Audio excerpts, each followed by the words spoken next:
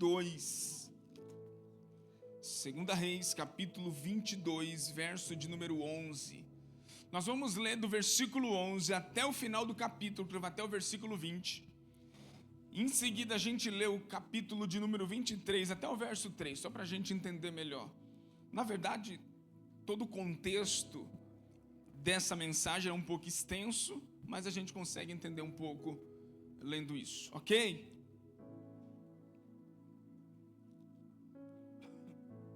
Segunda Reis, capítulo de número 22, a partir do verso de número 11. Deixa eu dar um conselho para você, principalmente você novo convertido, você que está começando no Evangelho agora. É muito importante você se educar desde cedo, você anotar a mensagem, anotar o texto bíblico, a data, aquilo que o Senhor vai ministrando ao seu coração. Isso é muito importante para você, posterior a um culto, posterior ao ensino, você estudar, você se aperfeiçoar, você meditar um pouco mais naquilo que foi falado. Às vezes eu percebo, eu vou chamar uma atenção da igreja agora, a igreja tem costume de fazer isso nos domingos que antecede os pequenos grupos. Quando chega uma semana que não tem pequenos grupos, eles simplesmente, isso não é legal, porque essa motivação não é correta. Talvez você, mas eu já faço no pequeno grupo, mas não é por causa do pequeno grupo, é para você, é para a instrução da sua vida, é para que você consiga, irmãos, eu não sei você, mas para mim me lembrar, até eu, com todo respeito, o que eu preguei domingo passado, tem hora que eu falo, meu Deus, vou falar que nem um bebê, uma criança, onde eu estava? Tem hora que eu falo, meu Deus, o que eu preguei domingo? Lembrei. Porque é tanta informação, é tanta coisa que passa na cabeça da gente que você fica meio voado. Então anota, escreve que vai ser bom para você. Então se você não trouxe papel e caneta hoje, no próximo domingo você faz isso. Ou no seu iPad, no seu celular, no seu smartphone, não tem problema. Tá bom? Um bom conselho para você. Você segue se você quiser. Amém? Versículo 11 diz assim. Acho que eu vou colocar na versão NVT. Calma aí, aguenta aí.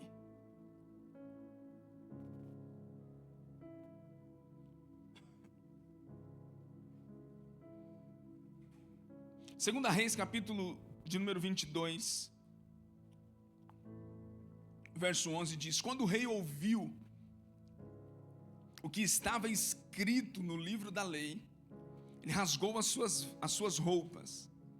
Em seguida deu estas ordens ao sacerdote Ilquias, a Aicã, filho de Safã, a Aquibor, filho de Micaías, a Safã, o secretário da corte, a Asaías, conselheiro pessoal do rei, e disse: vão consultar o Senhor por mim, pelo povo e por todo o Judá. Perguntem a respeito das palavras escritas nesse livro que foi encontrado. A grande ira do Senhor arde contra nós, pois nossos antepassados não obedeceram às palavras deste livro.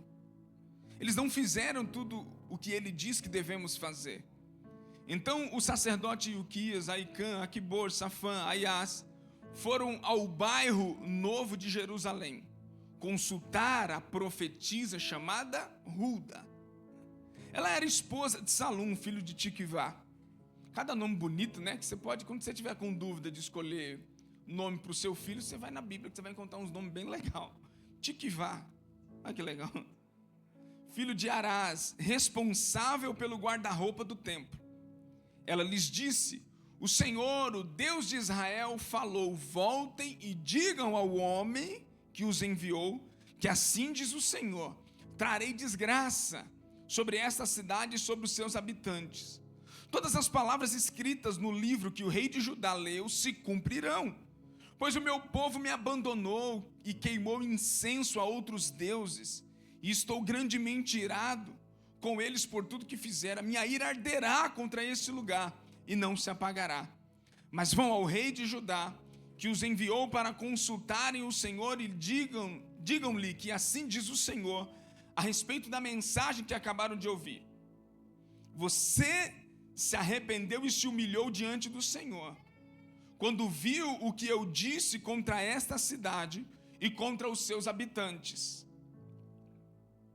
que esta cidade será amaldiçoada e se tornaria desolada. Você rasgou as roupas e chorou, é um gesto de humilhação e rendição e arrependimento. E Deus viu aquilo, você rasgou as suas roupas, chorou diante de mim, e eu certamente o ouvi, diz o Senhor. Portanto, só enviarei a calamidade anunciada depois do que você tiver...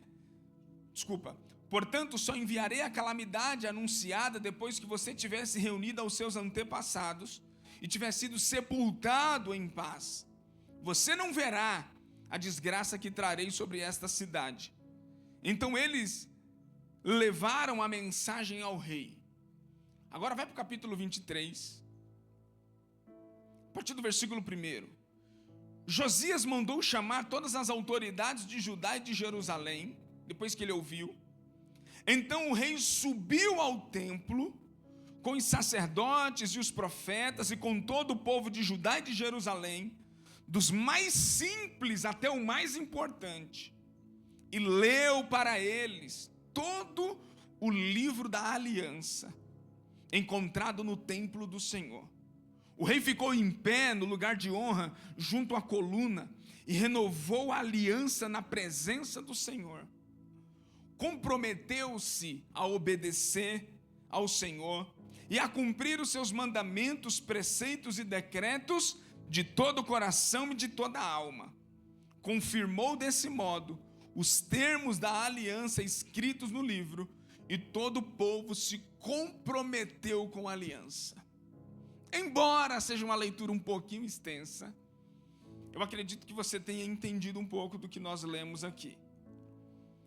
Contextualizando um pouco, Josias foi ungido a rei com 8 anos de idade. Uma criança.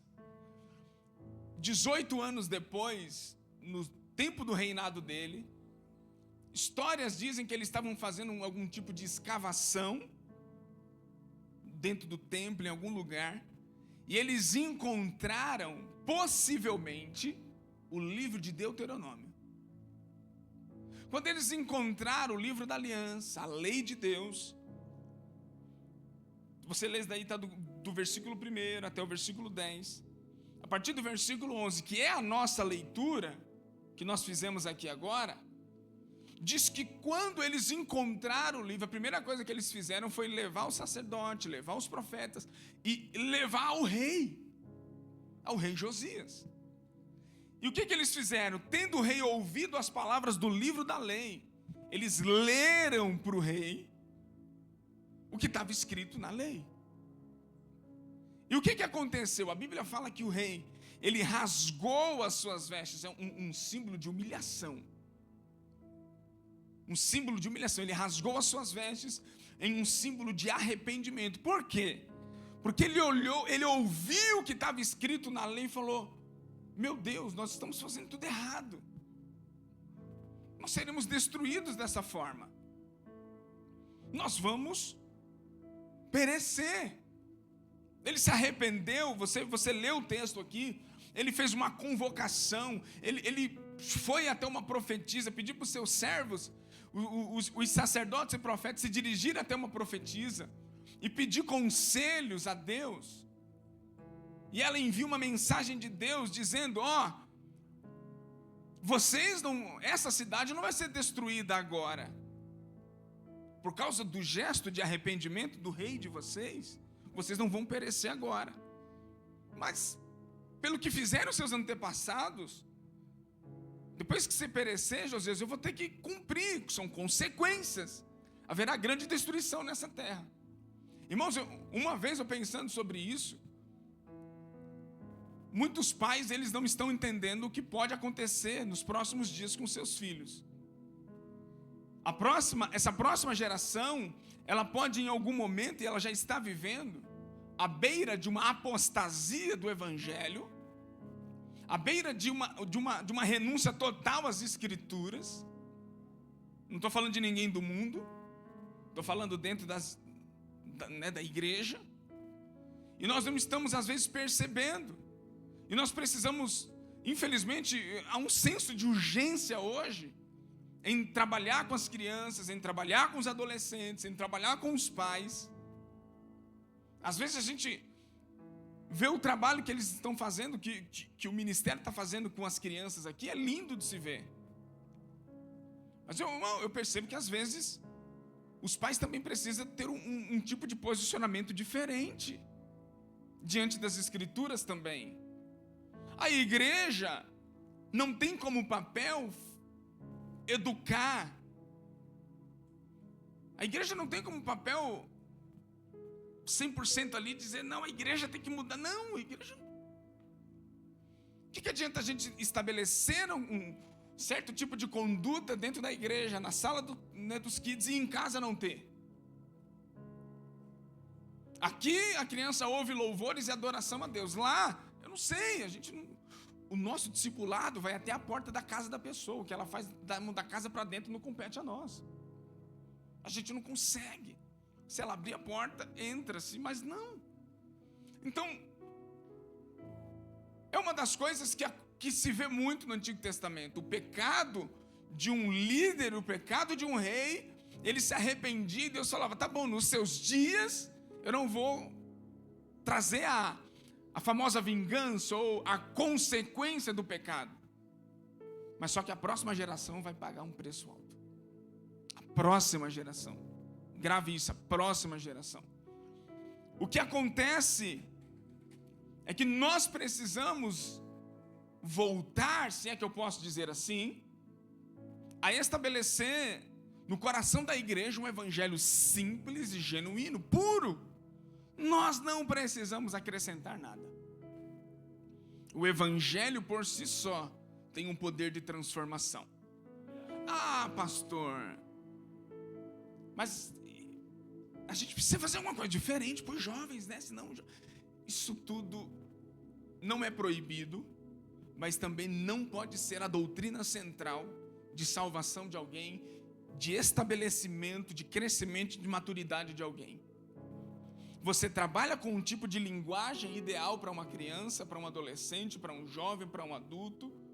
Você trabalha, a linguagem é importante na sua aplicação, na sua entrega, mas a negociação dos princípios de Deus, nós precisamos lançar isso daí por terra. Inegociável. Amém, igreja? Vocês estão aqui? O que aconteceu aqui, depois que eles encontraram o livro, você precisa, por favor, em casa, leia em casa, a partir do capítulo de número 22, leia o 23, leia o capítulo 24, a história de Josias é capítulo 22, capítulo 23, leia, que você vai perceber o que aconteceu naqueles dias, um grande despertamento espiritual. As pessoas ouviram a mensagem, colocaram a mão na cabeça e falaram, meu Deus, nós estamos fazendo tudo errado. Nós precisamos de uma volta, irmãos, genuína, verdadeira, a um evangelho puro e simples. Não precisa de mim, que não precisa de uma boa oratória. Com todo respeito, eu não estou criticando. Ah, mas tem gente que não sabe falar. Tem gente que não eu falo por mim, que não sabe nem conjugar os verbos corretamente. Mas se prende a transmitir a palavra de Deus como ela é, sem acréscimo. Nós não precisamos colocar na igreja luzes sensoriais para trazer convencimento, despertamento, para trazer a atenção. Eu sei que a gente tem uma luz colorida aqui, ali um telão aqui, na verdade nem temos o que gostaríamos de ter ainda, mas depois põe, né? Mas nós precisamos de um despertamento genuíno nesses dias, há um arrependimento verdadeiro, genuíno. Tem pessoas que não conseguem mais se arrepender. Se você perguntar para ela, defina o que é arrependimento, Ela vai definir o que é arrependimento, mas ela não sente mais. Defina o que é perdão, mas ela não consegue sentir mais. Defina, não, eu sei definir. Irmãos, a igreja que mais tem aumentado, que mais tem crescido nos últimos tempos, é conhecida como os desigrejados ou os sem igreja. E eu vou te falar, pensa numa teologia poderosa que tem dentro dessas igrejas. Ou fora, não sei como que a gente coloca. Pessoas extremamente escultas, pessoas extremamente conhecidas do evangelho, talentosas, poderosíssimas, mas só que perdeu a vida da igreja. Ama Cristo, o cabeça, mas não ama o corpo de Cristo. É muito esquisito isso. Você precisava aprender a amar tudo que Jesus ama. Amém? Nos dias de Josias houve um despertamento espiritual, um profundo arrependimento gerado pelas Escrituras, por uma volta às Escrituras.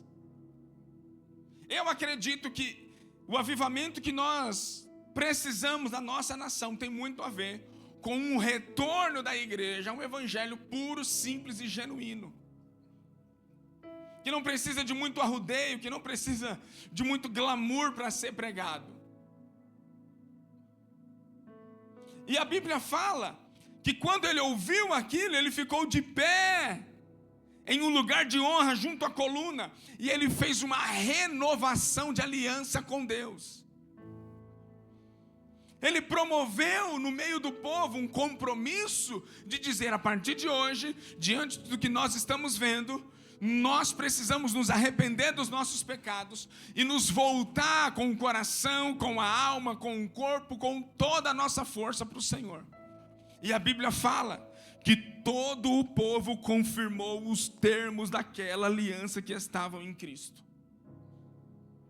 Não tem vida abençoada fora de Jesus. Você pode ter tudo, se você não tem Cristo, você não tem nada. Você pode lutar para ter tudo, você pode lutar, glória a Deus, estude, se prepare, ganhe dinheiro, seja próspero, abençoado, não tenha posições de autoridade, mas não se esqueça, se você não for um homem de aliança com Deus, uma mulher de aliança com Deus, você pode ser rapidamente corrompido.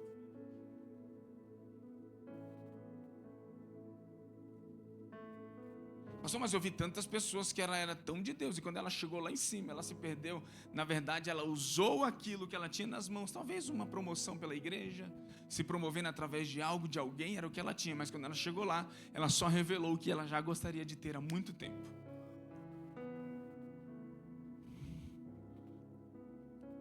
O que te faz ser um homem e mulher de Deus é o tanto que você obedece a Jesus.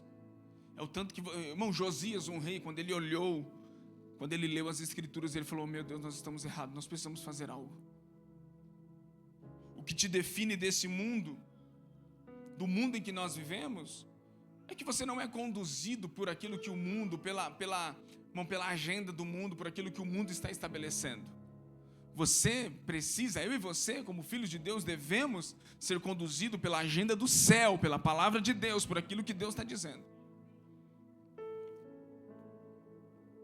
É isso que nós precisamos.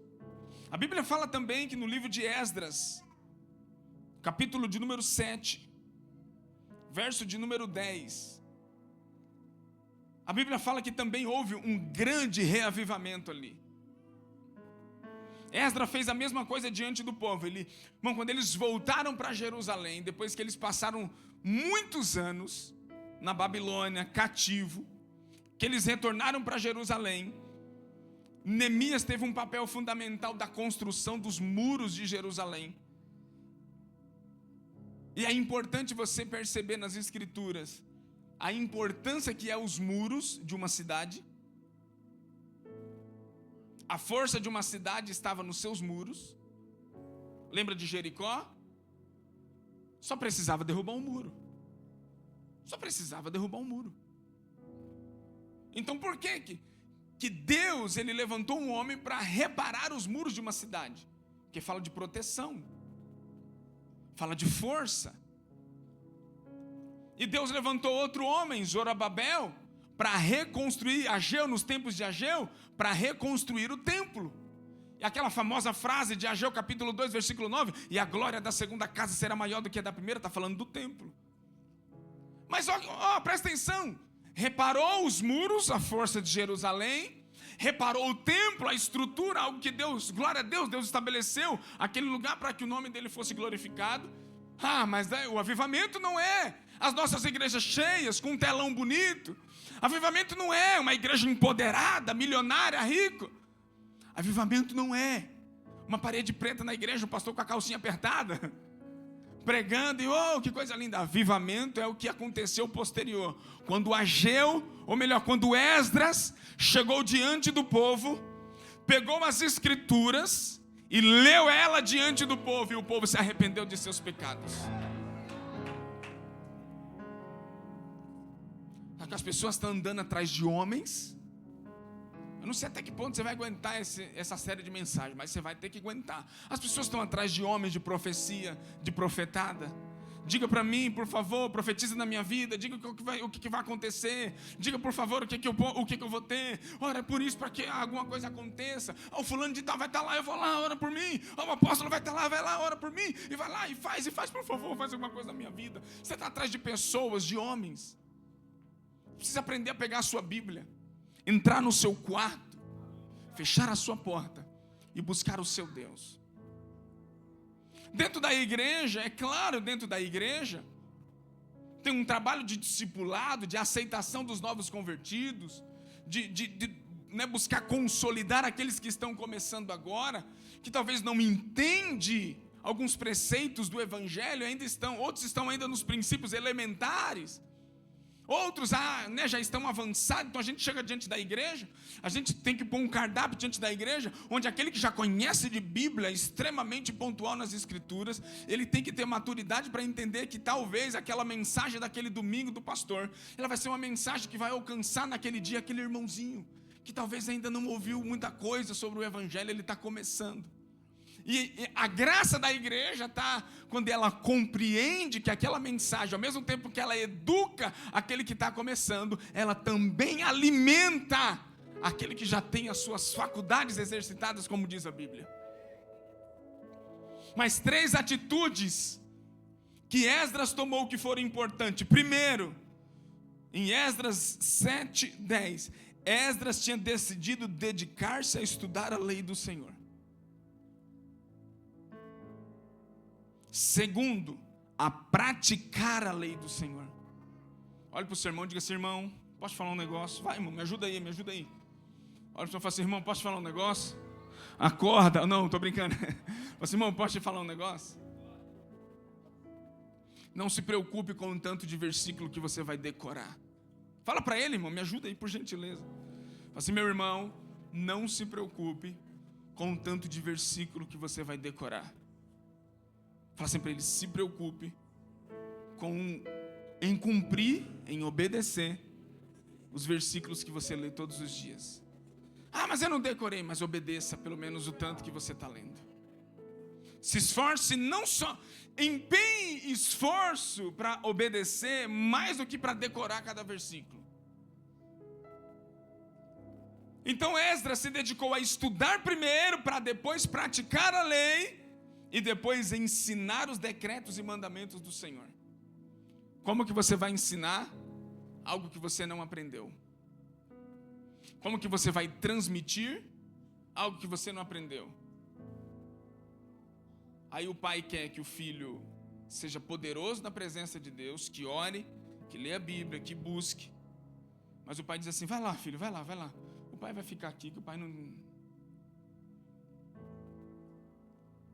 Você quer que seu filho prove de algo que você, por ser maduro, sabe que é bom, mas que você não faz. E é muito mais fácil um filho fazer o que vê você fazendo do que fazer o que você manda ele fazer sem fazer. Deu para entender? É mais ou menos isso que você entendeu. Todo despertamento espiritual é baseado em um fundamento: palavra de Deus. E precisamos trazer nos próximos dias a centralidade das Escrituras. Irmãos, há uma briga, você vai na internet, há uma briga. A Bíblia é a palavra de Deus, a Bíblia é infalível, é isso, a Bíblia se contradiz. Irmão, não tem como, cerca de 40 autores diferentes, em tempos diferentes, escrever algo que anos depois ainda se cumpre e se conecta. Pelo amor de Deus. Eu gosto de uma frase de Hernandes Dias Lopes: pega a Bíblia, pega um livro aí de algum escritor brasileiro, coloca dentro de uma penitenciária, 1 ano depois você volta lá. Quando você voltar lá, você vai ver alguns pecadores com conhecimento sobre algum tipo de assunto. Mas pegue a Bíblia, coloque a Bíblia dentro de um presídio e volte lá 1 ano depois, você vai ver pecadores arrependidos, que se converteram a Cristo e abandonaram os seus pecados. Esse é o poder que a palavra de Deus tem. Mais do que informação, a palavra de Deus, ela é poderosa. Mas a gente vai entrar num assunto muito importante aqui daqui a pouco. A revelação, John Stott diz: nenhuma revelação nova nos é dada. Diga para o seu irmão: nada de novo. Mas qual é o meu papel? O meu papel é tentar explicar a revelação original das Escrituras. É chegar o mais próximo daquilo que Deus declarou, que Deus inspirou para que fosse revelada. O mais próximo possível. E a palavra de Deus se revela de maneiras diferentes. Deus Filho, a palavra encarnada. A Bíblia, a palavra escrita. E a pregação, que é a palavra proclamada. A fé vem pelo ouvir da palavra de Deus. Nós precisamos dar ênfase na palavra de Deus. Eu faço um apelo para a igreja como pastor. Igreja do Senhor. Volte à leitura prática da palavra de Deus. Volte. Pegue sua Bíblia lá de dentro do seu baú. Pegue sua Bíblia lá do finalzinho da estante. Pegue ela lá de volta. Pegue, pastor, eu leio no meu iPad. Ok, no meu tablet, no meu celular. Tá bom. Não vamos entrar em mérito e discutir sobre onde você lê a Bíblia. Eu não quero nem falar sobre isso hoje. Mas pegue sua Bíblia de volta. Aplique o seu coração novamente às Escrituras. As pessoas querem abandonar seus pecados. As pessoas querem ser restauradas. As pessoas querem tudo que a Bíblia tem para elas, mas elas não querem buscar nas Escrituras, na palavra de Deus, aquilo que ele precisa. A minha oração, a oração de um líder, de um pastor, é extremamente importante. Esse dia eu disse para uma pessoa, essa semana, falei: não importa a mão de quem vai sobre a sua cabeça, não importa se você está sentado aos pés de Gamaliel, se você não aprender a voltar-se para o Senhor, se você não aprender a buscá-lo novamente, não vai adiantar a oração do pastor. Vai chegar um momento que ela vai ser inválida na sua vida.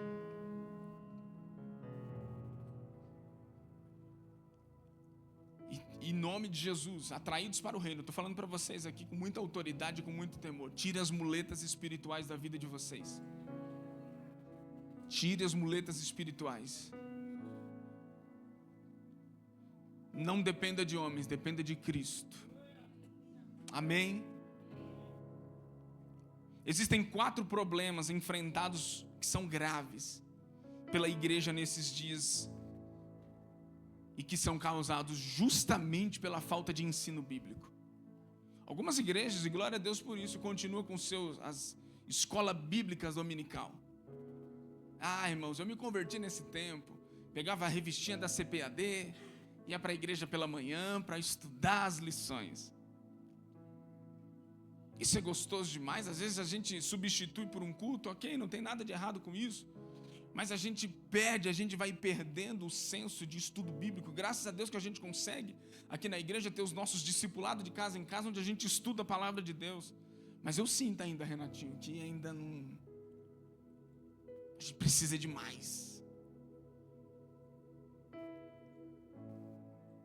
Eu sei que algumas pessoas com a gente às vezes falam: mas aqui, irmão, nessa igreja é pelo menos 1 hora de pregação por culto, 40 minutos a 1 hora de pregação por culto. Não, mas as pessoas, é cansativo. Olha,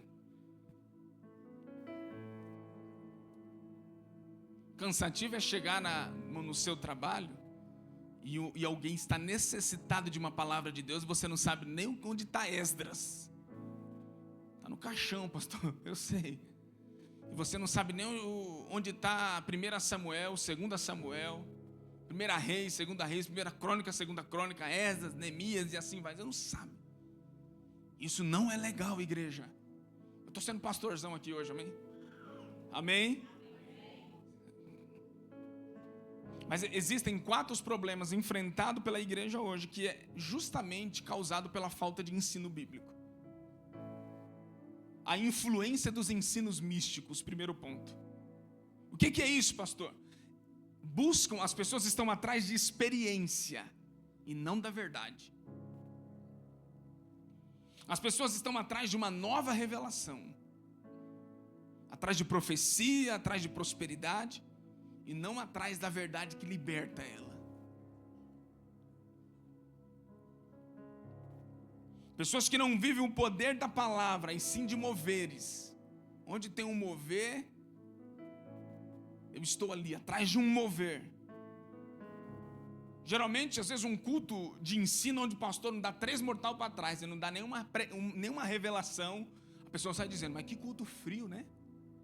Eu acho que o pastor estava na carne. Estava tão frio, será que ele estava brigado com a pastora? Com certeza. O pastor não orou em línguas, não deu nenhum lamanaias. Uma pregação, uma vez, um pouco mais calma e explicativa, ela é conhecida como uma pregação sem fogo. Irmãos, eu já fiz isso. Eu fui criado no meio do mover, no meio da revelação. Ia para as vigílias atrás de revelação. Ô irmão, eu lembro um negócio que a gente fez no passado que eu falo, meu Deus do céu. Tem foto nossa na internet, a gente com um terno, o Wesley com um terno vinho, um sapato branco.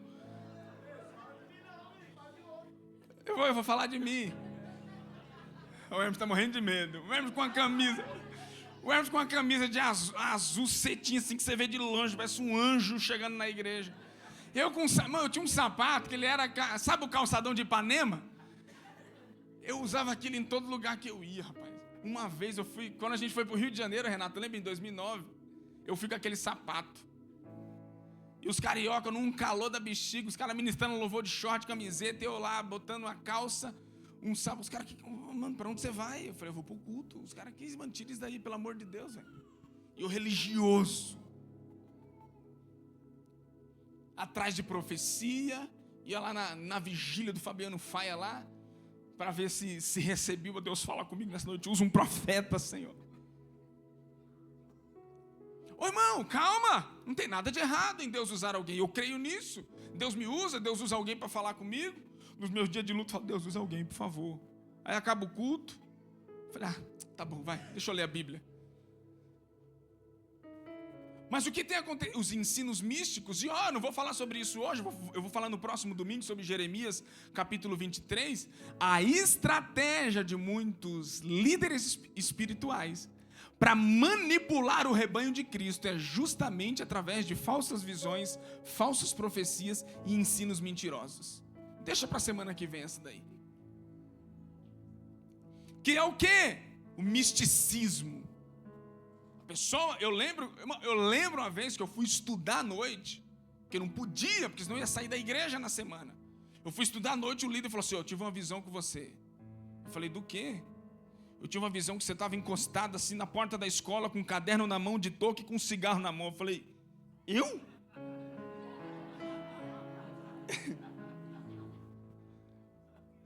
O que eu fiz? Por medo? Não estou negando, poderia ser uma revelação de Deus. Por falta de maturidade, eu falei, então tá bom, oxe, eu não vou não, Deus me livre, não quero desviar não. Mas em alguns momentos, a estratégia de uma liderança manipuladora é usar ensinos místicos para te prender. Tipo assim, se você sair daqui, a maldição de Deus vai cair sobre sua vida.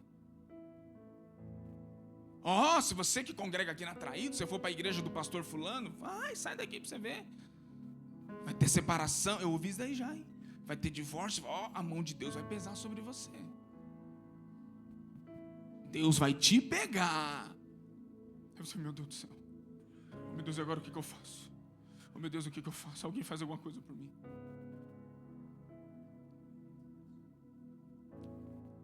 Aí você vai. Eu vou falar.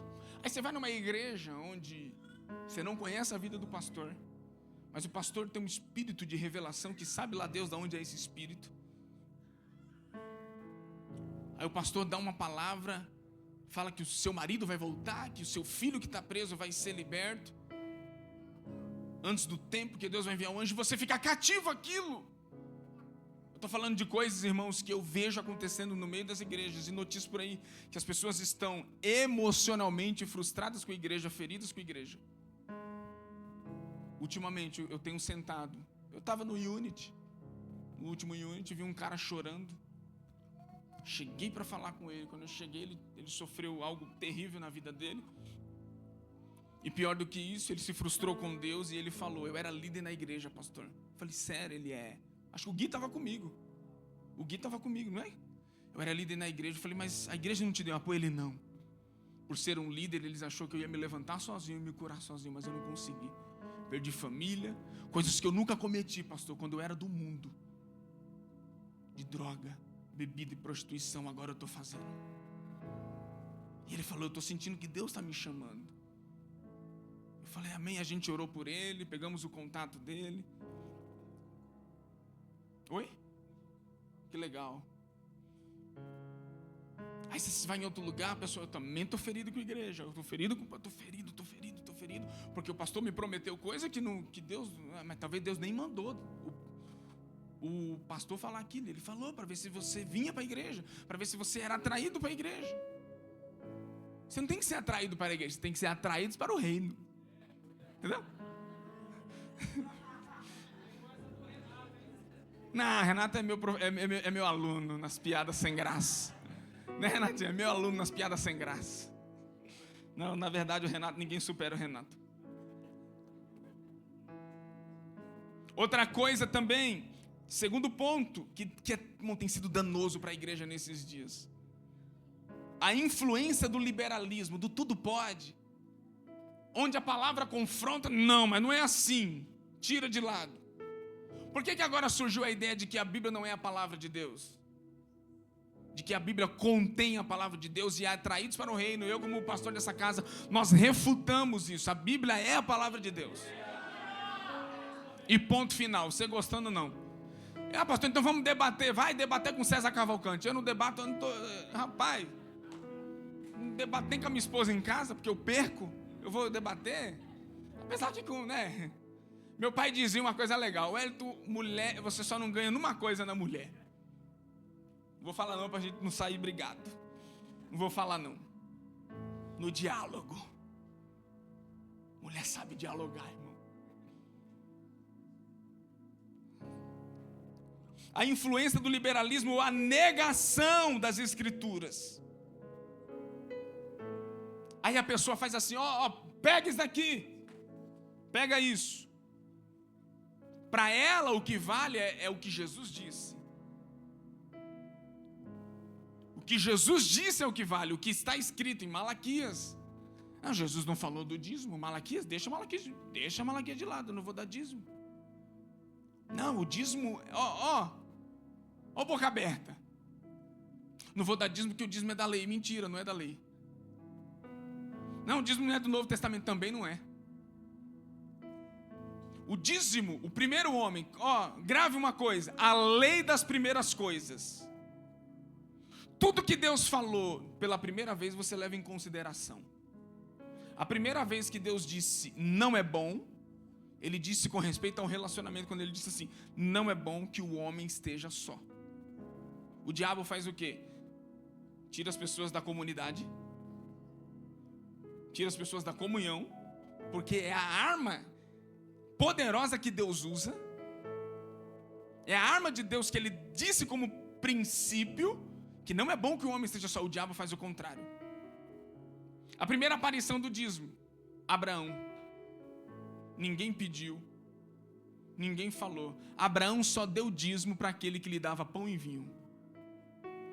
Ah, mas Abraão deu para uma pessoa. Não, se você for no livro de Hebreus, capítulo 7, você vai ver que Melquisedeque não era uma pessoa.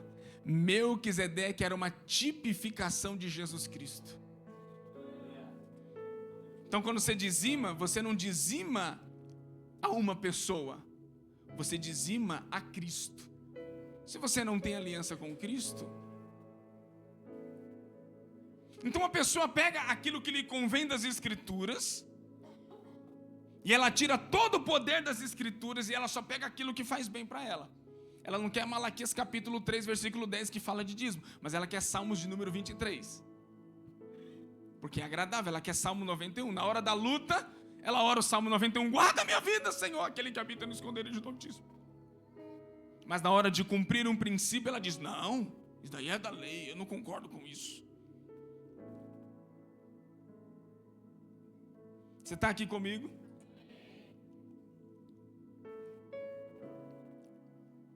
Essa influência do liberalismo está tirando o espírito da palavra e colocando a vontade humana acima de todas as coisas. Daí está errado, irmão. Anula-se o poder de Deus e entra a racionalidade humana.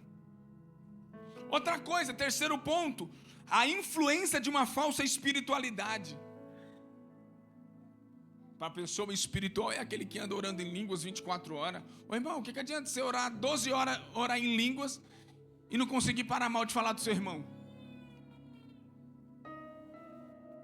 Você passa 12 horas no quarto orando em línguas. Quando você sai do quarto, você não segura a língua.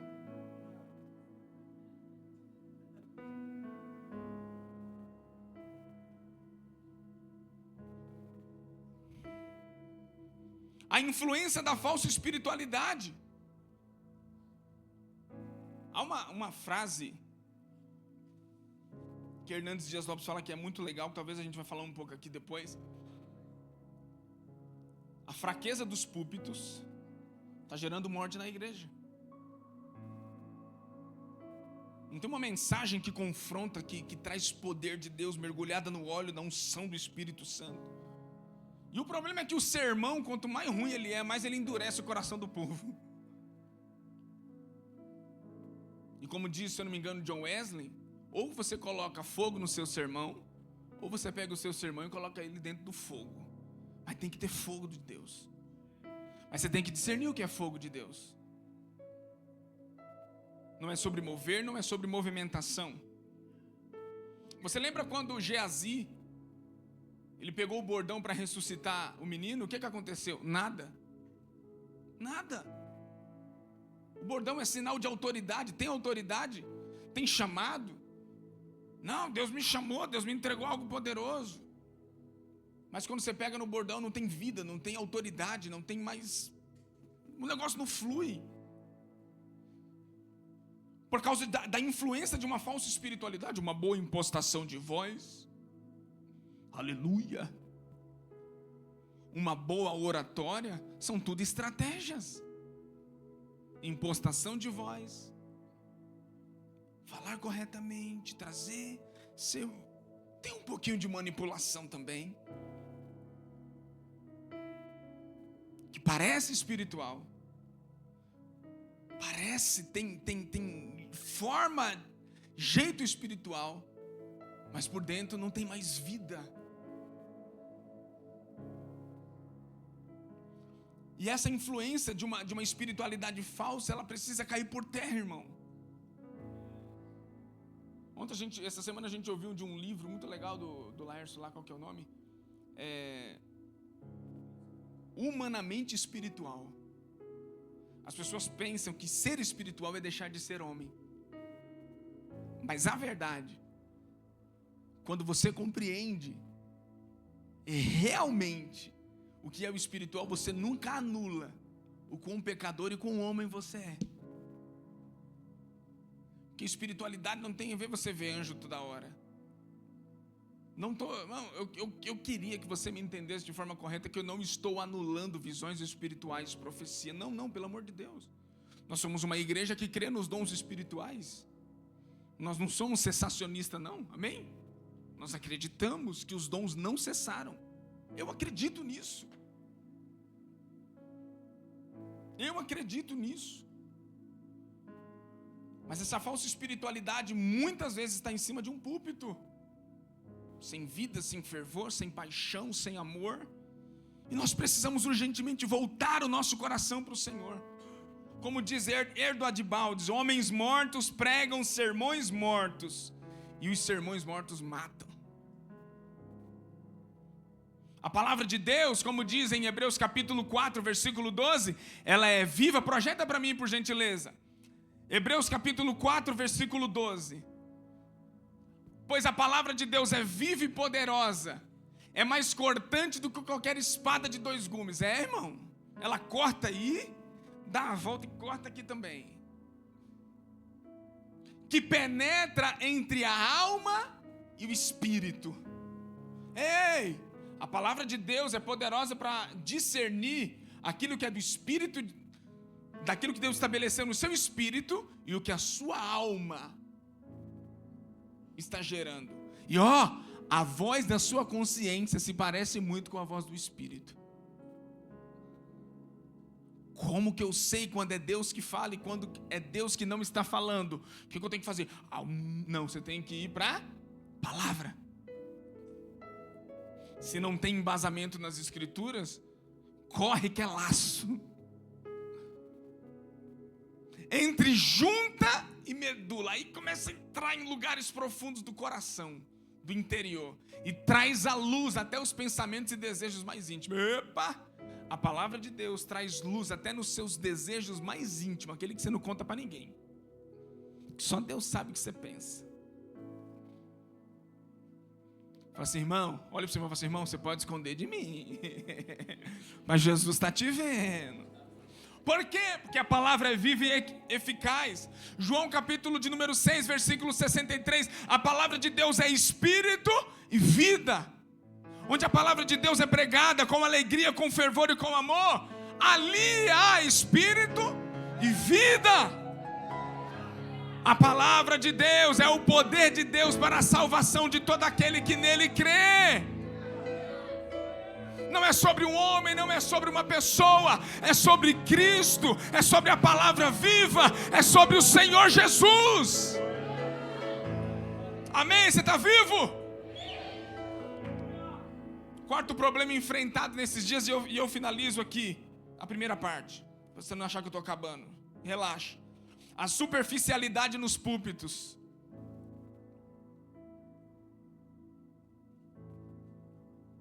Pior negação, irmãos, é um pastor, um líder. Agora que inventaram o chat GPT, né? Meu irmão, que negócio tentador, mas foge disso. Toma cuidado. Esses dias eu coloquei chat GPT, diga para mim o que é graça. Rapaz, que pregação poderosa. Sério? Ela definiu o chat, ela ou é ele, não sei. Deve ser Ilo. O Ilo GPT definiu assim o que é graça, o que no hebraico, no grego, no aramaico, no celestial, tudo eu fiquei. Né? A gente estava vendo, ela foi, uau, sai daqui em nome de Jesus. Sai, tentação. Irmãos, sai uma notícia de que os sites de pregações prontas, eles são muito acessados no sábado à noite. Sabe o que isso significa? Que o pastor, antes de subir para pregar no domingo pela manhã, ele vai lá, pega uma pregação pronta e traz.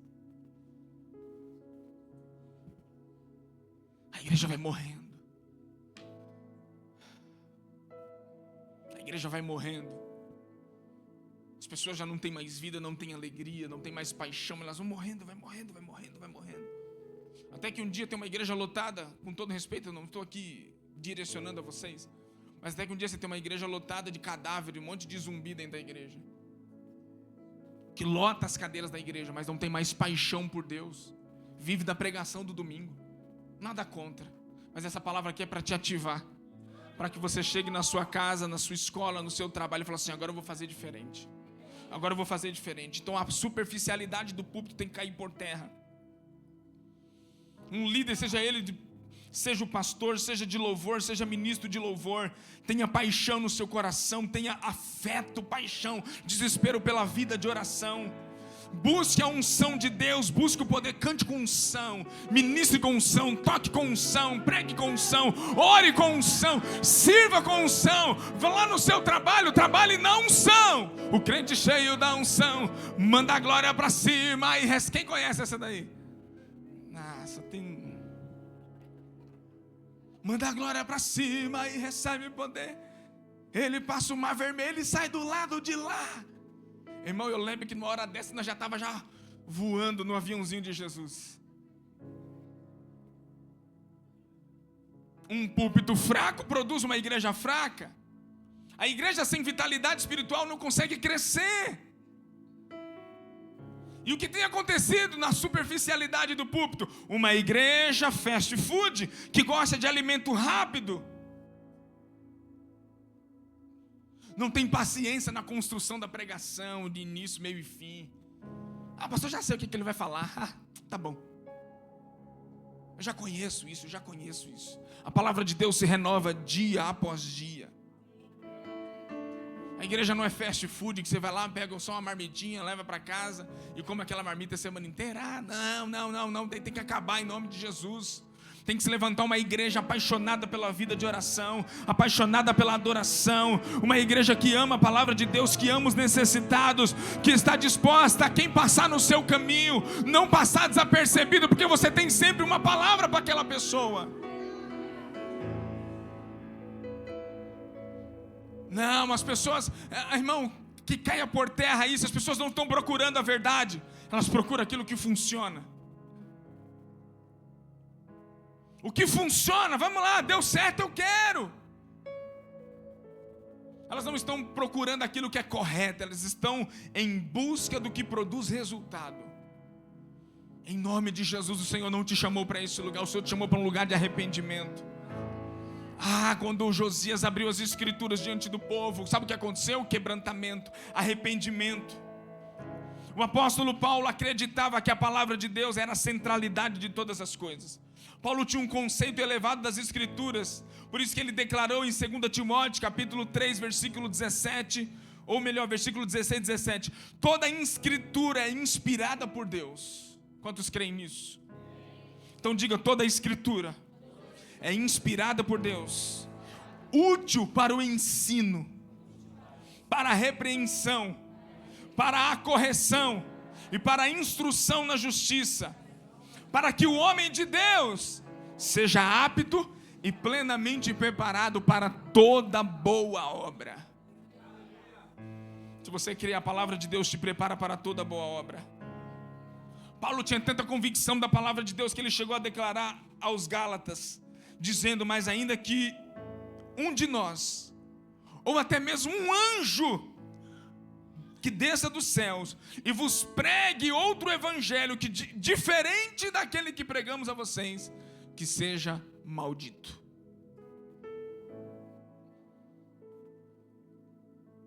Não tem como, não tem acordo. Não tem acordo. Porque o evangelho, Paulo diz aos Tessalonicenses, isso é lindo, porque o evangelho não chegou a vocês somente em palavra, mas também pelo poder, no Espírito, e em plena, eu amo isso, e em plena convicção. É como se Paulo vai dizendo assim, eu acredito no que eu estou falando para você. Por que você tem plena convicção? Porque esse evangelho me pregou primeiro. Essa palavra me pregou primeiro.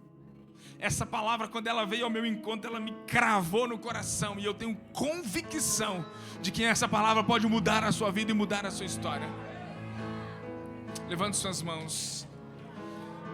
Eu oro para que o Senhor te libere a autoridade do alto, na sua empresa, nos seus negócios, onde você chegar. A estratégia que você precisa não é nada contra o coach, não é o coach que vai te dar. A estratégia que você precisa não vai ser vai ser a palavra de Deus. O Espírito Santo vai te capacitar nos seus negócios, na sua vida espiritual. Ele vai girar uma chave no seu interior. Você vai olhar para as coisas espirituais com outro olhar. Deus vai abrir os recheios das Escrituras para você, e você vai ver a palavra de Deus com um olhar poderoso. Levante suas mãos, eu libero uma autoridade do Espírito sobre você. Você não vai se mover pela carne, pelas suas emoções. Você não vai se mover pela intuição do homem. Você será movido pelo Espírito de Deus, pela palavra de Deus. Você não vai precisar transformar pedras em pães. Você não vai precisar arrombar portas que Deus não está abrindo. Você só precisa crer que o Senhor está te conduzindo. Quantos creem, dê um aplauso ao nome de Jesus.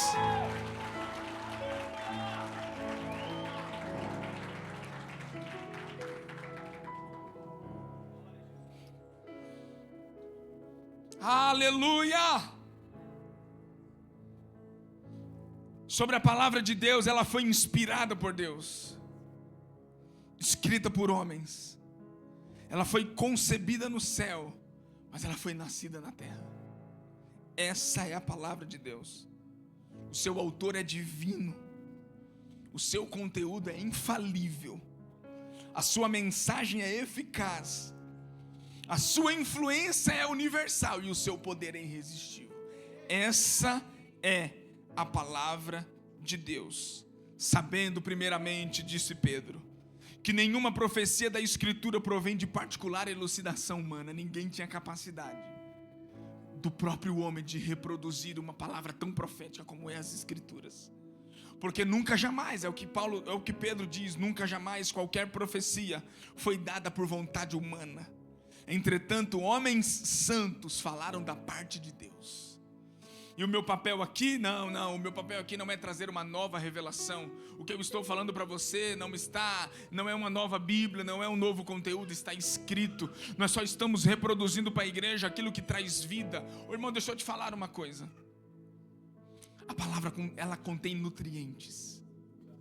Eu lembro que uma vez eu me atrevi a entrar num jejum de 3 dias direto sem comer. Ô irmão, que luta. Eu fiquei, o primeiro dia foi, o segundo dia uma dor de cabeça que eu não sabia o que era aquilo. Quando eu estava chegando no terceiro dia, eu falei, Priscila, eu não aguento mais, eu vou morrer. 3 dias, irmão, 3 dias. A Priscila, para mim, né, eu não quebrei o jejum completamente, mas a Priscila pegou um caldinho, para mim não quebrar o jejum já, né? Com todo aquele... A Priscila fez um caldinho, ela botou todo tipo de legumes. Carne, frango. Ela fez um caldo com todo tipo de legumes e verdura, irmão. E eu assim, a primeira colherada. A segunda, não foi assim devagarinho não, porque o cara na fome não come assim. Mas eu fui comendo, tomando aquele caldo. Falei, meu Deus, que delícia, o caldo, o melhor caldo da minha vida. Irmão, perante Deus, quando acabou, eu comecei a sentir. Eu falei, meu Deus, aquilo começou a ministrar. Eu nunca mais esqueci disso. Aquilo começou a ministrar o meu coração. Eu comecei a sentir os nutrientes me fortalecendo, gerando vida assim, sabe? Me dando força novamente. Aí me veio no coração, e eu vou até descer. Assim é a palavra de Deus. Pastor, estou tão desanimado. Pegue a sua Bíblia, abra ela no seu tempo de oração. Não tenho que orar, abra as Escrituras em Salmos. Eu estou lendo um livro que a Priscila, eu estou botando ele na minha cabeceira para me ler.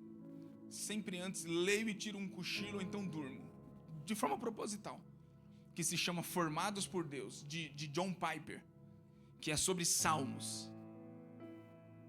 Ele fala que a oração de Salmos é uma das orações mais poderosas, que te dá um estilo de vida que você deve seguir, mas que te forma. Salmos, ele é formador de caráter. Olha que poderoso. Então ele ensina as pessoas a orarem os Salmos. Uau, isso é muito lindo.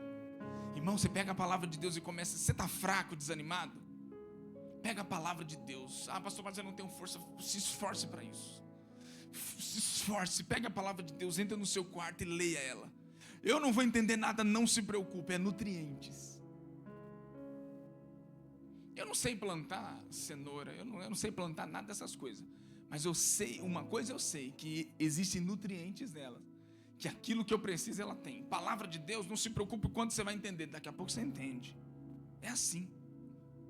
É assim. Irmão, eu lembro quando eu me converti, eu ficava com raiva da Bíblia. Eu lia a Bíblia e não entendia nada. Ficava nervoso. Mas só que eu comecei a fazer uma leitura volumal, se é que eu posso falar assim. Comecei a ler. Vou ler. O que acontecia é que eu percebia que enquanto eu estava na leitura, eu tinha menos vontade de pecar. E quando eu tinha muita vontade, eu conseguia vencer. Eu conseguia dominar os pensamentos que vinham na minha mente. Eu não impedia eles de vir, mas quando eles vinham, a palavra de Deus que estava sendo gerada na tua boca e no teu coração, ela começava a me dar força, porque são nutrientes. Ela começava a me dar força para vencer os meus pecados internos, os meus desejos e as minhas vontades. Porque são nutrientes. Por favor, experimenta isso. Mas não leia a Bíblia com a cabeçona desse tamanho para fazer uma pregação, ou para tentar, não, mas como que pode? Não, pegue a Bíblia e leia ela para se alimentar. Pega ali uma leitura volumal de Salmos e vai lendo. Vai lendo. Leu Salmos 1, Salmos 2, 3, vai lendo, volta de novo. Pega lá as cartas de Paulo e leia, pega os evangelhos, vai lendo. Uma vez eu fiz um propósito de ler Apocalipse na madrugada. Eu nem conhecia a Priscila, foi no início da minha conversão. E eu lendo Apocalipse, irmão. Eu lembro que a minha conversão, a gente morava numa casa de 2 cômodos. A cama do lado a beliche do lado da casa do pai, do lado da cama do pai e da mãe, tá aqui meu pai e minha mãe. Meu irmão, o Anderson, dormia embaixo, sonâmbulo, falava com tudo e com todos. Mas trocava uma ideia quando ele ficava sonâmbulo, eu descobria tudo. E eu na parte de cima, e um dia eu orei, depois de ler, eu orei em cima, rapaz, caiu de lá na sala, casinha pequena, caiu. Minha mãe tinha aqueles porta-CD, sabe? Que você botava o CD assim. Aquele negócio caiu na hora da oração. E bah! Aquele barulho de CD para um lado. Meu Deus, me arrepio na espinha. E lendo Apocalipse, daqui a pouco um cachorro na madrugada. Não, sério, eu não estou mentindo não, gente. Deus me livre. Daqui a pouco o cachorro Au! Cachorro da favela, sabe? De madrugada. Porque na favela um cachorro começa a latir, os 300 late. E começava aquele negócio. E eu lendo Apocalipse, um medo. Não entendia nada. Mas uma coisa eu tenho certeza e plena convicção. A minha vida espiritual com Deus hoje, ela é sustentada pela mesma leitura bíblica de 20 anos atrás. Pelo mesmo tempo de oração de 20 anos atrás. É os mesmos nutrientes, nada mudou. Quando eu estou fraco, não adianta, irmão. Quando eu estou querendo desanimar, pega a Bíblia, vai para o quarto, senta um pouco ali na cama e fala: ô Jesus, e aí? Está tão difícil, né? Estou tão desanimado, não estou nem com vontade de ler Bíblia, não estou com vontade de orar. Ajuda aí, né? O coração está cheio. O coração está cheio de coisa, de pensamento, a mente, um monte de coisa na cabeça, e isso, tem que pagar aquilo, de meu Deus, igreja, meu Deus, aquilo. Entra no quarto, feche a porta, abre o seu coração e ora ao seu Pai em secreto. E gosto de uma frase que eu vi: até que um dia você não vai ter mais medo de orar com a porta aberta. Até que um dia você vai entender que orar com a porta aberta significa que o Senhor já modelou o seu coração por dentro e que algo aqui dentro já está acontecendo. Sabe por quê? Porque não é a minha pregação, não é a palavra de um, não é a palavra de outro, é o Evangelho de Deus que tem poder, que está tocando agora profundamente o seu coração. E eu sinto que o mesmo que aconteceu nos dias de Josias está acontecendo. Pessoas estão sentindo nesses dias que o Senhor está te chamando para um lugar mais profundo de oração. O Senhor está te chamando para um lugar real de arrependimento. O Senhor está pedindo de você, meu filho, se você entendesse o que eu quero, para onde eu estou te levando, o nível de entendimento, o nível de autoridade que eu quero liberar. O dia que você entender, você vai perceber que as coisas da minha presença se tornarão mais leves. Eu não estou falando de um espírito de legalismo, onde as coisas têm que ser impostas, mas eu vou te falar uma coisa: tem dia que se você não subjugar a sua carne, se você não subjugar os seus desejos, se você não subjugar e dizer em nome de Jesus, ó alma, ó mente, em nome de Jesus, eu vou orar agora, se aquieta. Você tem que fazer guerra, irmão. Tem horas que você tem que fazer guerra. Tem hora que você tem que levantar e fazer uma guerra. Agora eu vou buscar Deus agora e ninguém vai me impedir. Mas meu filho está me dando trabalho. Pega, como é que é aqueles negócios que você bota aqui? O canguru, pega o canguru, bota o menino no canguru e vai orar pela casa, pelo quarto, na igreja. Vai orar e o menino está no canguru e você... Sei lá. Só não vamos dar muita desculpa. Esse dia a Priscila mostrou e falou: amor, eu estava vendo uma mulher ministra de louvor. Meu Deus, ela pegava o menino, botava num canguru e ia para a igreja louvar. As pessoas até falavam assim: não, dá aqui que eu seguro ela. Não, deixa ele aqui, deixa num canguru aqui que eu estou formando ele. E ela aqui ministrando na igreja com o menino no canguru. Tem gente que está me assistindo, em nome de Jesus, para! Mamãezinha, novinha, para de ser discipulada por vídeo de Instagram. Traz o menino para a igreja. Bota o menino no culto para orar, para adorar. Não, é que eu vi um vídeo no Instagram que diz que é criança. Não, respeite os processos que precisam ser respeitados. Mas não tira o seu filho da igreja não, porque você viu um vídeo que a moça do Instagram disse isso. E se tiver pediatra aqui agora vai acabar comigo. Mas calma aí, doutora. Calma aí. Você fica vendo tanto vídeo na internet que você vai perdendo. Daqui a pouco você está com 18 anos que seu filho não quer saber de igreja. Porque você tinha medo dele. O som podia atrapalhar. Alguma coisa podia ser ruim para ele.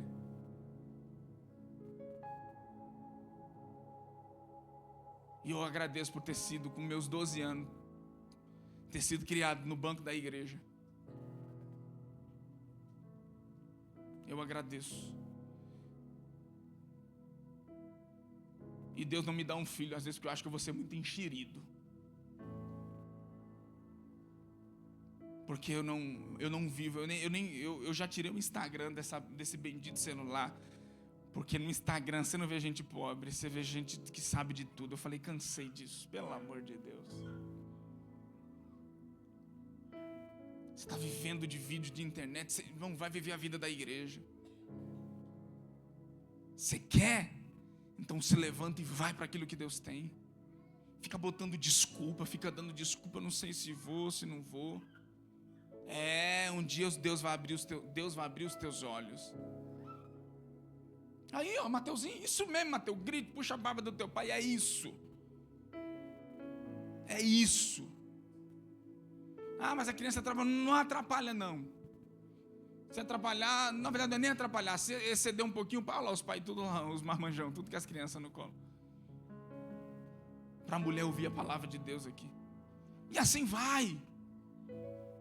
Mas para de dar desculpa em nome de Jesus. Vai orar, vai buscar Deus, vai se entregar para o Senhor. É isso que Ele tem para você.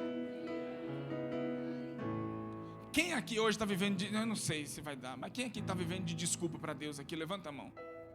Muitas de vocês está dando muita desculpa para Deus.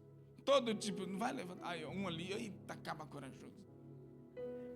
Outro ali também.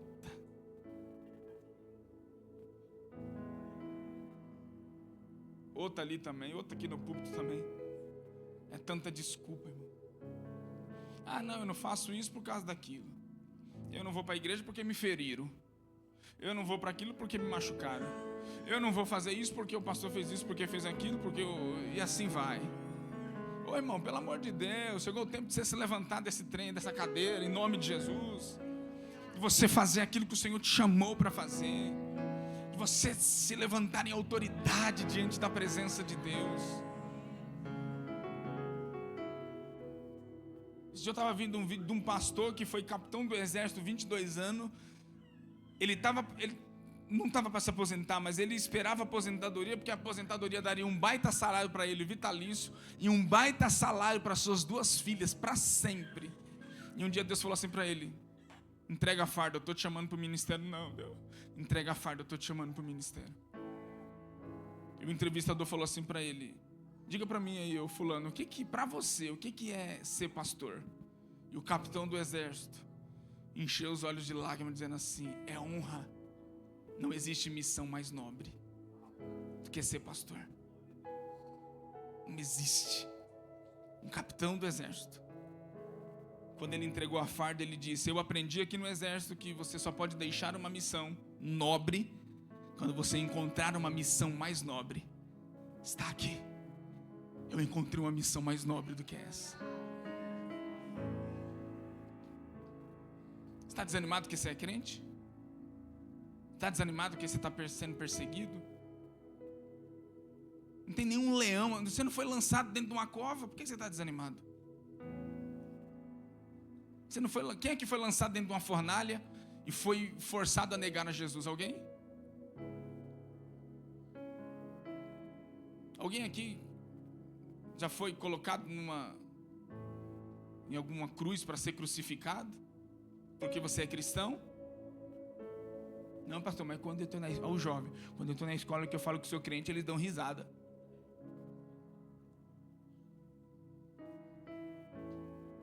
Aí você esconde a Bíblia.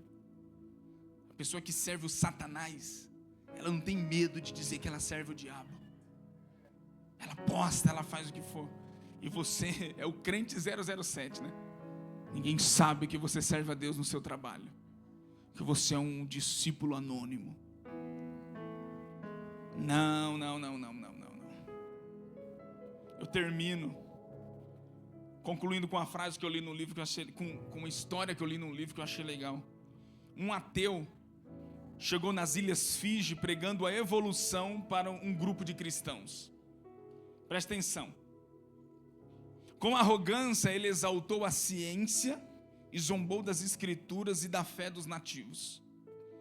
Imediatamente o chefe da tribo lhe disse: está vendo esse forno velho? Nele nós assávamos os seres humanos para comer. Mas se não fosse a transformação realizada em nós pela escritura que você está condenando agora e zombando, hoje você seria o nosso jantar. A Bíblia operou tal transformação naquelas pessoas que o turista arrogante foi convidado a jantar ao invés de ser jantado. O que você está fazendo com o que Deus te deu? Fique de pé no seu lugar.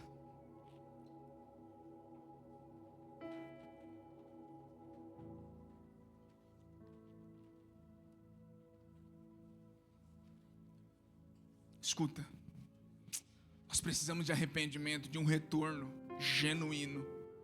Um evangelho que é simples, que é puro, que não precisa de muita coisa. Não precisa, irmãos.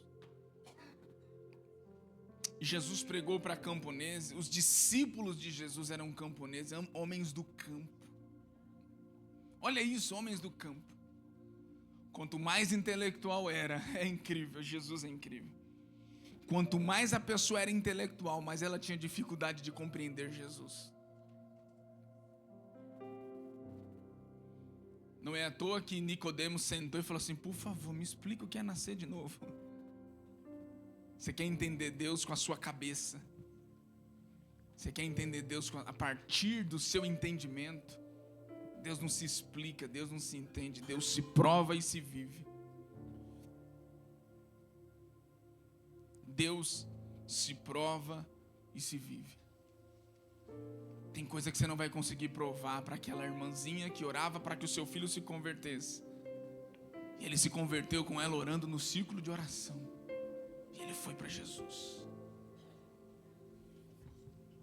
Nossa irmã querida aqui que está atrás da Edileuza, como que é o nome da senhora? A senhora mesmo que olhou para trás. Josefa. Deus está pegando o coração da nossa irmã Josefa. Né, irmã Josefa? Ela começou a vir aqui, está vindo e está vindo. Ninguém precisa forçar nada.